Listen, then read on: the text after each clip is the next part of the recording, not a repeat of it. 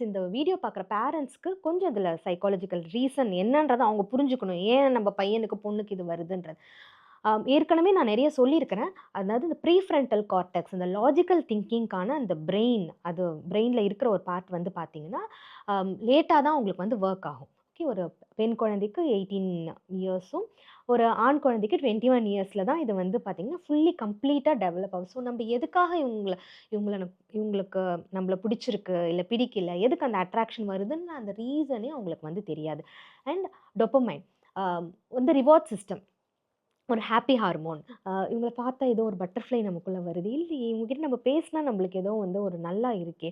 And அவங்க ஏதாவது நம்மளுக்கு அப்ரிசியேஷன் குடுத்தாலே நம்மளுக்கு வந்து ஒரு மாதிரி எங்கேயோ நிக்கிற ஒரு ஃபீல் வரும்.